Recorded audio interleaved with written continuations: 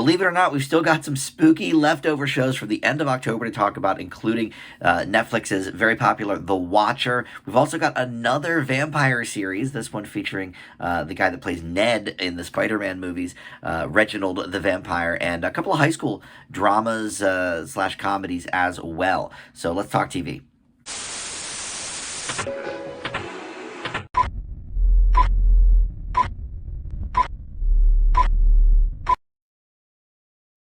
Hey guys, Dan here. This is Dan Reviews It. Welcome to TV news and reviews for the week. We've got 6 new shows to talk about. A little change of scenery for today in my bedroom instead of in my basement with all my DVDs. But we are going to talk about The Watcher, very popular show on Netflix. 2 high school shows. One actually just called High School. That is from the minds of Tegan and Sarah, the musical duo. And that is on Amazon Freevee. We've also got Heartbreak High, which is on Netflix and an import. We talked about that last week because it got renewed for season 2. It has been out since like mid-September, but it's an import, so I didn't really know about it. And so it sort of fell through the cracks. So I'm tackling that this week, which I figured makes sense because we have the other high school show as well. We've got on Apple Plus Shantaram, which is based on a very, very popular book. Reginald the Vampire over on Sci-Fi. And then also the return of the game show The Mole. That is now on Netflix. It used to be on ABC about, 20 years ago. Anderson Cooper used to host it. Now it is on Netflix for the latest season. All right, so before we dive into that, of course, it is news time. So let's talk about the renewals and the cancellations. Renewed for now The Serpent Queen on Starz, coming back for season 2. I enjoyed this one pretty well. Gave it a B+ just a few weeks ago. The season finale just aired, I think, this past week. So early, maybe not early renewal, but instant renewal pretty much with that one. And then also on Starz, just days before its premiere, Dangerous Liaisons has been renewed for season 2. So, that's based, I guess, well, I know it's based on the movie, but was that based on a book originally? I don't know. But when I watch it in a couple weeks, I will fill you in on that, I guess. But also, this one is interesting. Girls 5 Eva is returning for season 3, but not on Peacock. The first 2 seasons are going to stream still on Peacock, but will also stream on Netflix, which is the new home for season 3. This is kind of what they did with Cobra Kai as well, right? After 2 seasons on YouTube, I think it was 2 seasons, YouTube was sort of getting out of the scripted originals game, and Netflix bought it, and now you can see all of the seasons on Netflix. But I assume you can probably still see the first 2 seasons on YouTube. I'm not sure about that. But the first couple seasons of Girls 5 Eva you can definitely see on Peacock. This is interesting because no comedy now has made it to a 3rd season on Peacock. I know Peacock is still a fairly young streamer compared to, your Netflixes and Hulus and stuff, but Saved by the Bell was canceled, Rutherford Falls, which was very critically acclaimed, Girls 5 Eva now. So yeah, I don't know. And NBC proper really has almost no comedies either. They've got Young Rock and the just started George Lopez show, but I don't know. NBC, Peacock, Universal, maybe not the place for comedy these days. I'm not sure. But anyway, so that will be coming to Netflix. In series endings, Netflix has axed Fate, the Winx saga after 2 seasons. I did not care for this. I gave it a C- upon the review a couple of years ago. Season 1 was in Netflix's top 10 for weeks, but season 2 dropped significantly off in viewership. So easy cancellation, I guess, for them. City on a Hill is done after 3 seasons on Showtime. It premiered in the summer of 2019, which was a few months before I started doing TV news and reviews, so I never saw this show, don't know much about it, but it starred Kevin Bacon. I did sort of remember that kind of thing when it came out.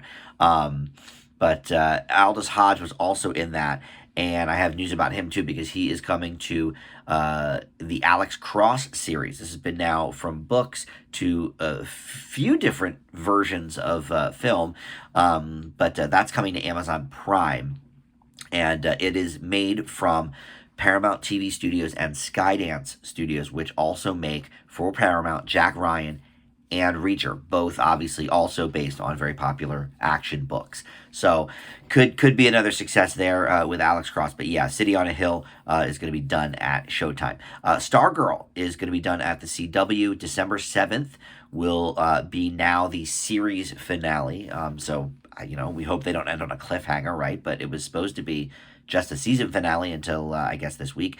But yeah, man, I don't know what the CW is going to look like next year. Because it does have a few new originals. My buddy Tim and I reviewed a few of those the other week. But for the most part, I mean, more than I would say at this point, 60 to 70% of their series from last year have been just cut, either already canceled or this will be the last season, like Riverdale.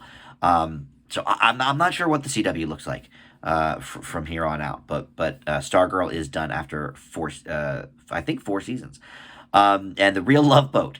This, I kind of stopped reviewing dating shows. I've done a few here and there since doing these, but I don't really watch them.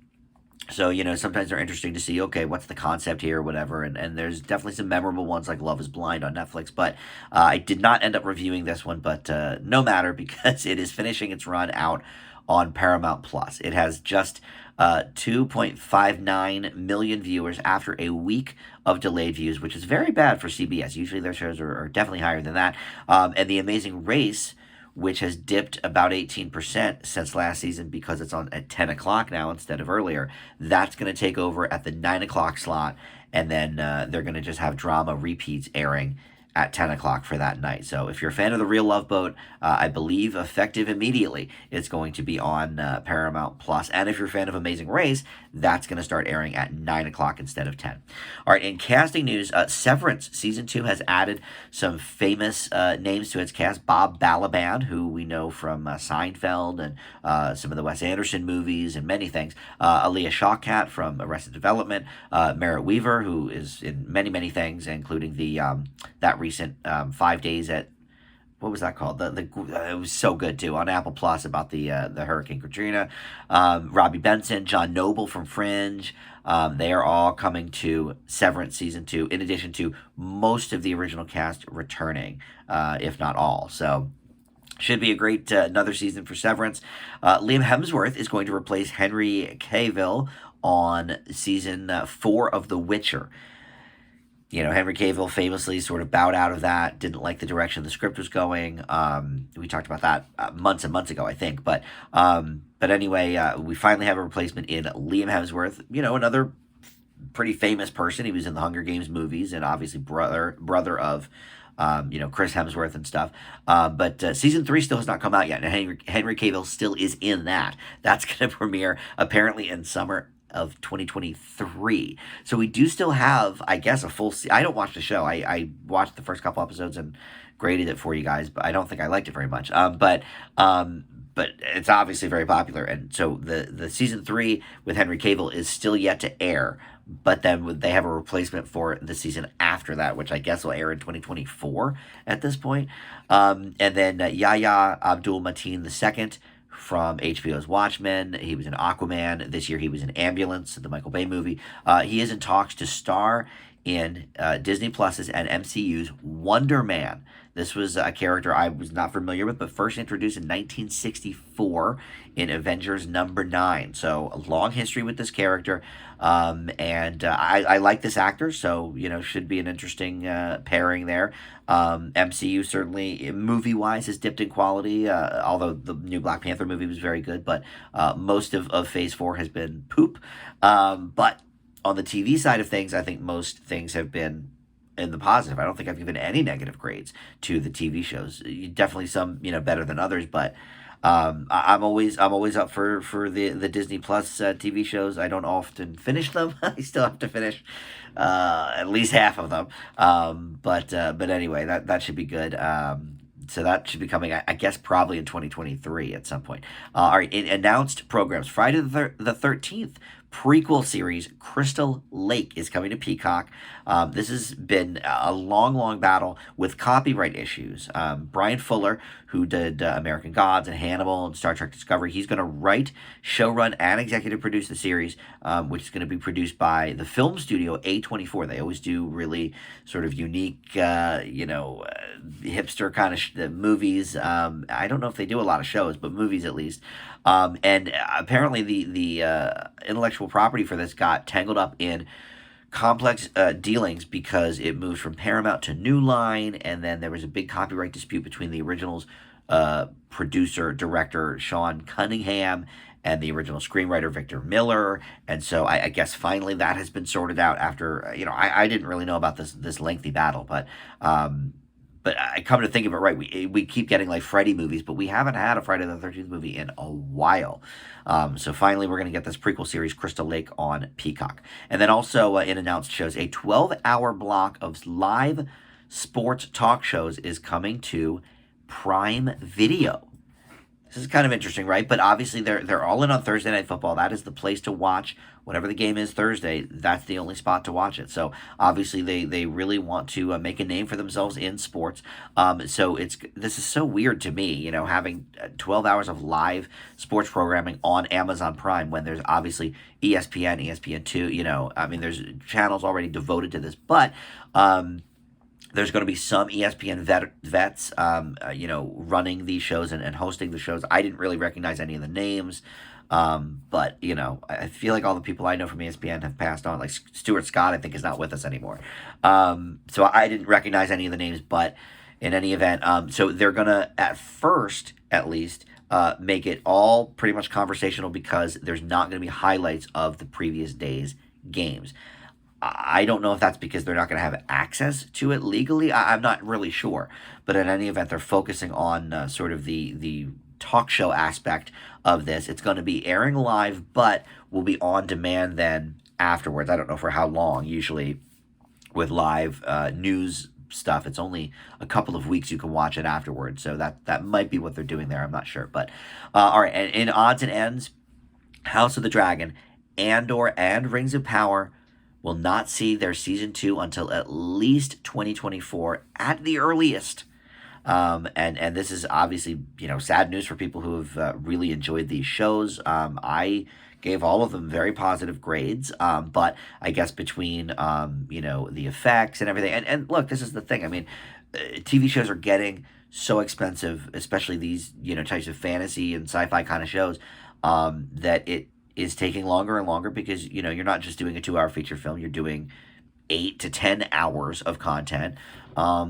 So yeah, it's going to take a while, I guess. So bad news, obviously, for people that have been enjoying these shows, but we will not see any of them in 2023. The Harrison Ford Yellowstone prequel has a date now. 1923 is the name of the show, but it's going to premiere December 18th on Paramount Plus. And on that same date, Paramount Plus is launching Taylor Sheridan's other new series, which is not associated with Yellowstone. It's called Tulsa King. That's going to star Sylvester Stallone as a mafioso exiled to Oklahoma. And so both shows will premiere the same day. However, if you are a big Sly Stallone fan, you can get a sneak peek of that pilot episode of Tulsa King on October 29th. Both the season 5 premiere of Yellowstone and the premiere episode of Tulsa King are going to air in AMC movie theaters with a special deal with Paramount then. So if you're a big Sly Stallone fan, you're excited about this show, check out that option on October 29th. And we're already done that. Okay. What am I talking about? For some reason I was thinking November 29th. I feel like that. Now, I read the articles when they come out, so it's funny because that article was, maybe it is November 29th and they got the date wrong in the article. I'm not sure, because that just came out, I think, 5 days ago. I read that article. Okay, so I'll have to look into that, I guess. So as I'm saying that, I'm like, wait a second, are we done October already? Okay, so there we go. All right, finally, Hallmark Channel coming to Peacock. And the hub is going to include live streaming of its linear channels. This is interesting because most when you get like when I have Showtime, the streaming service, but I don't have access to watch Showtime live through that. So this is actually pretty interesting. So they're going to have live streaming of their linear channels, including, I guess, the Hallmark drama and Hallmark movies. They have like four or five different channels, and then they're going to have a huge library of content as well, including a lot of the Christmas movies that people love. So for those that want to watch Christmas year round, which I know there's some out there, Peacock may be your way to go for that. And Peacock really kind of beefing up, even though we're sort of talking about, they're not the place for comedy, sure, but they took back the next day streaming rights from Hulu for their NBC and Bravo programs just a few months ago. So now you can watch like SNL on there. So yeah, it's they're definitely trying to beef up their content a little bit, but maybe just not focusing on the comedy, I guess. All right, so let's move over to, we've talked so much now about the news. Let's move over to the reviews. We got to start with The Watcher, right? This is on Netflix, one of the most popular shows here of the fall. Been in the top 10 for a long time. Everybody's talking about it. And a huge cast as well, because you've got Naomi Watts, Bobby Cannavale, Jennifer Coolidge, Margot Martindale, Richard Kind, Mia Farrow is part of this, Christopher McDonald, Shooter McGavin. So anyway, this is one of the Ryan Murphy shows on Netflix. He's done so many now. And I think this could be the most engaging one yet. But here's one issue, and I'm not necessarily going to base my grade on this because I haven't seen it for myself. It's sort of hearsay to me at this point. But I've heard from several different people that it wraps up horribly. The ending is stupid. Not worth it. So I don't know. I only typically watch 2 or 3 episodes of a show, so I can grade it for you guys because I don't have 10 hours a week to spend on every different show, especially if it's not that good. I don't want to waste that time. But so far, these first 2 episodes to watch were really good. Like, I was really engrossed. The tone is great. The sort of mystery element of what's going on. I guess I should say sort of what happened. So this couple moves into their dream home in New Jersey, loving it, so happy, but they start getting these harassing letters signed by this person going by The Watcher, and it's basically saying like, get out, move, this isn't going to end well for you, kind of thing. We're watching you, and all of that. So this couple has to decide now, what are we going to do? We've got kids that obviously, don't need to be exposed to this, but we just bought this house. We don't want to take a dive on, reselling it at a loss. So anyway, that's kind of the basic plot, but it's mainly sort of a thriller mystery, I would say, about like who is the Watcher. Different people are being accused and thought of. I have my own thoughts. And actually, I reached out to one of my friends that I thought had watched the show, and I said, listen, if it ends stupidly, just tell me now, is this person the Watcher? And they actually hadn't seen it. So, but I thought they did. So, as I was just going to not, waste my time. But so far, I'm like really loving it. And in terms of the Ryan Murphy stuff, it's funny because, first of all, he has a set, rotating cast of actors, and none of them really are here. There's no, Sarah Paulson, Jim Parsons, Dylan McDermott, like a lot of the people that we see kind of pop up, in his shows are not here. So I actually didn't really even know it was a Ryan Murphy show as I was watching it. It does have, a creepy kind of feel like some of his other stuff, including, the Nurse Ratched show. But because of, people I don't necessarily associate with him, I didn't think of it in those terms. And I don't know, maybe that had me enjoy it more. I mean, I do like some of his Netflix stuff. I think a lot of it is, way too over the top and maybe campy even. And that's the other thing. This doesn't really give me those vibes either. It's not very campy. It's, I think, actually thrilling. Which is kind of rare. Usually it's either, there's jump scares or whatever, but I was really engrossed in these first couple of episodes. So, where it goes from here, I'm not sure. But it was originally going to be a miniseries, but because of the popularity, it's been renewed for a second season. Now, I'm not sure where that goes. because obviously if it was conceived as a miniseries, it's going to wrap up. So do we do another family in a different place and a different watcher, kind of like the White Lotus thing? I'm not sure. But in any event, I'm all in. I mean, I think even if the last episode, wraps it up poorly, I feel like this is a show where it's like I'm not really going to regret the journey going forward. It's only 7 episodes too, so I've seen the first 2 already. The next 4 maybe they're also very good, and then if the 7th one is a stinker, then all right, then it wraps up poorly. Whatever, I'll still watch a season 2 probably. Because I find it really engrossing, and I love these actors too. Bobby Cannavale. He just always kind of shows up in different things. I don't think he's a household name or anything, but I think to see him, a lot of people will be, oh yeah, I know him from 3 different things. Personally, I like The Watcher. Maybe it ends poorly, I don't know, but for now I leave it with an A-. I think of the Ryan Murphy shows on Netflix that I've seen so far, it's one of the tops. All right, High School is next. This is over on Amazon Freevee, and this is from the minds of Tegan and Sarah. They are a popular indie alternative band. They are sisters, and I think they're twin sisters. Yeah, that's part of the plot of this show. And this is based on a memoir that they put out. So it really is, and same name, High School. So it really is sort of their story. It takes place in the 90s. About them growing up. You might know them if you don't follow, indie alternative music. You may know them because they do Everything Is Awesome, the Lego movie song.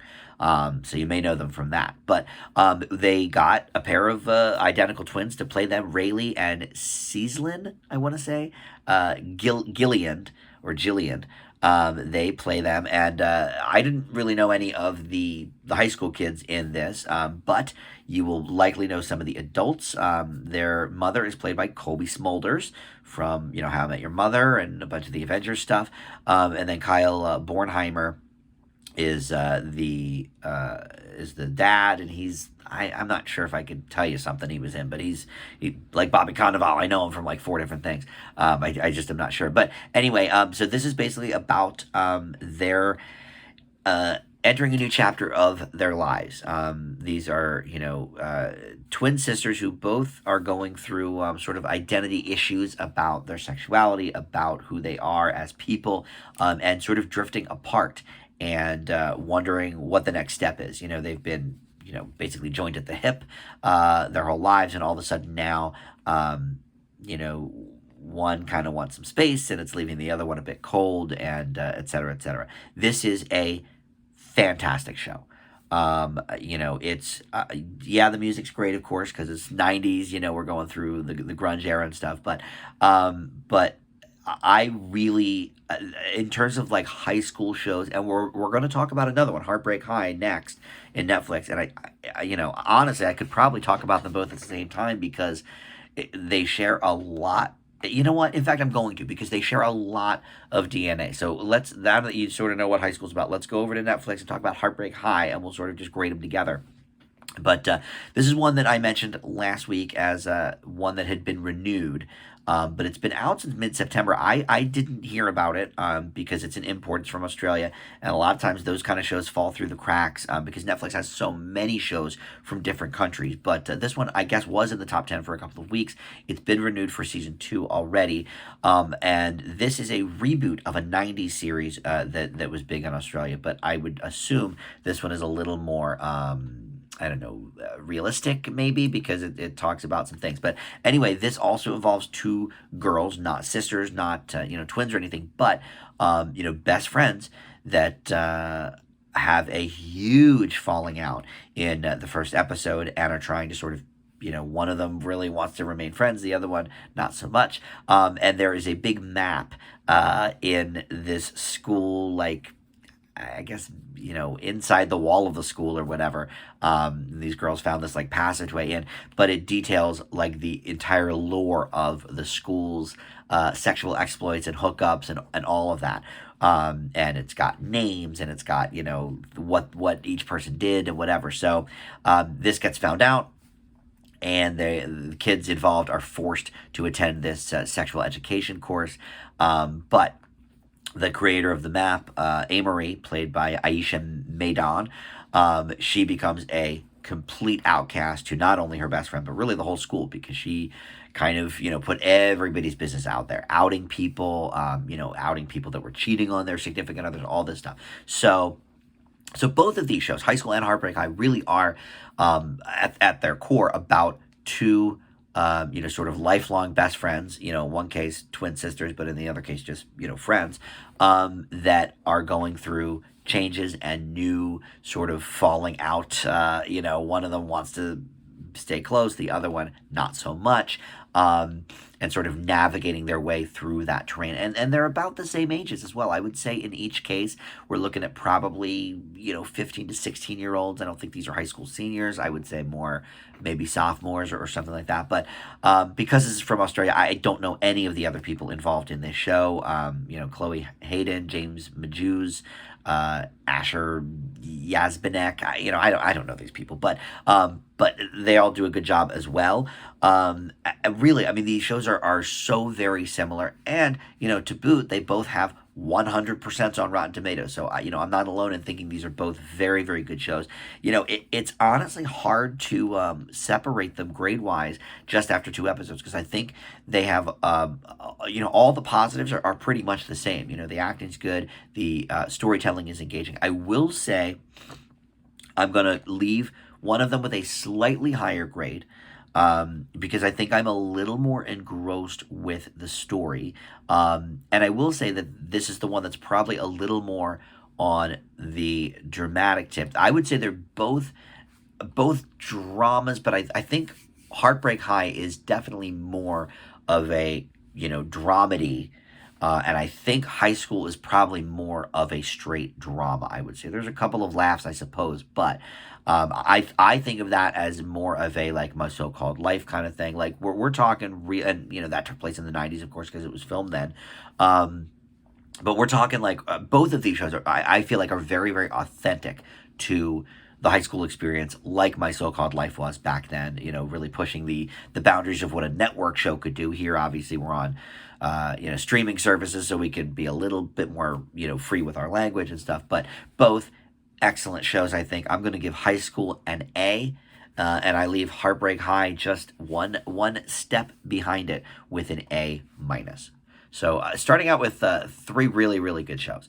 All right, next up is Shantaram. This is on Apple Plus. It stars Charlie Hunnam as this dude, Lindsay, who is an Australian former paramedic who was arrested and imprisoned for a bunch of armed robberies, and then he escapes from the prison, and the show basically is about him fleeing to India, changing his identity, and living life as a wanted man. And so this is based on a real person named Gregory and David Roberts, who wrote the book Shantaram, which I've not heard of. I wish I was more into books, but I just don't have the time to read these great novels. So, but this is sold millions and millions of copies. Big hit book, and it is 900 some pages. So it is a biggie, and obviously that probably makes it better as a show than a movie. There's 6 episodes of this, so it's not that much longer than a movie, but still. Each episode's about 50 minutes or so. So I think we're looking at probably over 5 hours total still. So longer than a movie. But I had a lot of problems with this. We had 3 great shows to start it off. This one goes in the other direction, unfortunately. But part of the problem is, and maybe, because the book was 900 pages, we were able to explore some, other areas of this, some side plots, some side characters, but here they seem very shoved in, very forced, and my guess is because they didn't have enough time to sort of really flesh it out. Maybe they could have done 8 episodes, I don't know, and given some more time to things, but it's almost like whiplash in tone of, like, what is going on here, and Charlie Hunnam is okay. His accent, though, is not great. It's sort of all over the place. And I guess a lot of people originally know him from, was he like a Walking Dead person? Is that like his thing? I don't know, not Walking Dead, what, Sons of Anarchy. Neither show I've watched, so I wasn't sure. But he got his start on this show called Undeclared, which is kind of where I knew him. That was one of the Judd Apatow shows after Freaks and Geeks. But yeah, I would say he's best known for the Sons of Anarchy. But I've seen him pop up in just like random movies and stuff. I think he was maybe in a King Arthur movie or something. But I don't know. His acting here is okay, but the accent is all over the place. And it's funny. I'm watching currently the original Fugitive from the '60s. And that's sort of my every morning show. I wake up and watch like an old show that maybe I haven't seen before to kind of, I don't know, build up my TV knowledge or whatever. But the Fugitive is like, it's so good, even for 60 years on, it still holds up. It's so engaging. And so to watch this type of Fugitive show where it's, there's so much going on, and there's trouble around every corner, and I could have watched the whole first episode. Really could have been about the prison escape, because I thought that stuff, like the first, I don't know, 15 minutes or whatever of the show, was really interesting, and I was all set for like something engaging. And then basically as soon as he escapes the prison, I was like unengaged. I was disengaged with what was going on, which I can't imagine, was the point. I guess the book is great. I don't know. Obviously, it's, sold millions and millions of copies. It's been on the bestseller list, whatever.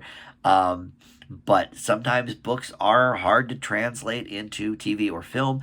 And with only 6 episodes, a 900-some page book, I think it's too all over the place. I really do. So I was just not engaged with it past those first 15 minutes with the prison break. I leave Shantaram with a C-. All right, next is, I guess maybe I could have lumped this in with the high school shows, because this also is a high school show. It is called Reginald the Vampire. It features Ned from the Spider-Man movies, who is Jacob Batalon. And essentially he is, into this girl that he likes, that he works with. But she sort of doesn't give him the time of day, but then he decides to actually gain some courage based on some advice by this vampire that he stumbles upon. Doesn't know that he's a vampire, but gives him this, wisdom of like, just be yourself and be confident and ask her on a date. He does. She agrees. However, things go haywire because he ends up becoming a vampire the night that they're supposed to go on their date. So he ends up ditching her, unfortunately. But yeah, this is okay. It's definitely a downgrade from the high school shows I just talked about. One thing that I don't quite understand as a choice is that they have Reginald with a shaved head, which, okay, that's fine. However, I think most people tend to look older, especially, young people tend to look older with a shaved head, no hair, right? And this guy, the Batalon kid, he's 26. He's been playing Ned in Spider-Man for now 5 years. I think that first one maybe came out 2017. Maybe 2018, but still 4 or 5 years. So he's already been playing a high schooler in the Spider-Man movies for many years. He was already in his 20s when those movies came out. Now he looked like a high schooler then. But shaving his head makes him look 5 years, I think, even older than he is. He looks like he's 30 in this show. And normally, I talk about this all the time, with movies and TV shows with people that aren't in high school playing high schoolers, and that's fine. But why would you purposely age someone up looks-wise if they're trying to be a high schooler and they're 26? It just, that didn't make any sense to me, and it was constantly sort of bothering me. The whole show, I'm just like, this dude is like, he looks like he's 35 in this show. It didn't make any sense from a storytelling perspective if we're supposed to believe that he's like 16 or 17. So that's a negative. But I will admit, the show is engaging. I think it's funny at the right moments. And part of the whole thing with this show is once he becomes a vampire, he becomes kind of an outcast among the vampires because he is not beautiful. We've seen now for decades, obviously, from Buffy to Twilight, vampires are beautiful and they're hot and, everything. And so it's a running sort of trope and gag in this show that he is a fat loser, basically, which is another thing I'm kind of like, maybe when they cast him for this, he was heavier, but I know he lost over 100 pounds before the Spider-Man movie No Way Home. And so, yeah, okay, maybe he used to be, this real fatso, whatever, which I thought worked on him in the first Spider-Man movie. I thought he was, a cute kid. But it's like that movie, The Duff, where, which stands for Designated Ugly Fat Friend, and the gal they have playing the Duff from Arrested Development, like, she's plain, but she's not that ugly, and she's certainly not fat. So, like, where are we going with this? Same thing here. It's like you're such a fatso. His coworker at work, like, makes fun of him all the time for his weight and stuff. And it's like, he's actually very average, I feel like. I mean, maybe a little chunky, but, and I sort of read up on that because I was like, he did look definitely heavier in some of the earlier Spider-Man movies. And yeah, I read he lost like over 100 pounds before No Way Home came out. So, like, all right, doesn't quite work with this story. So though I found the show, kind of engaging and fun to watch, I just, his entire, like, that actor in this role, I just didn't buy. I didn't buy the age. I didn't buy the weight thing. So it's definitely a far cry from the other high school shows we talked about. I am going to leave Reginald the Vampire with a C+. All right, finally, we've got The Mole. This is now hosted by Alex Wagner. Like I mentioned earlier, this was on ABC for several years in the early 2000s. I actually didn't watch it at the time. My show back then was Survivor. That was my big reality show. But I guess Amazing Race a little bit as well.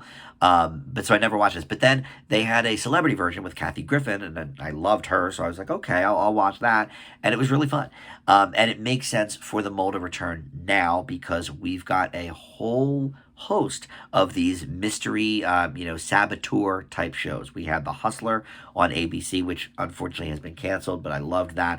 There was one recently on USA that I had reviewed. I forget the name of it, but that was one where every episode, like The Hustler, every episode there was a new saboteur.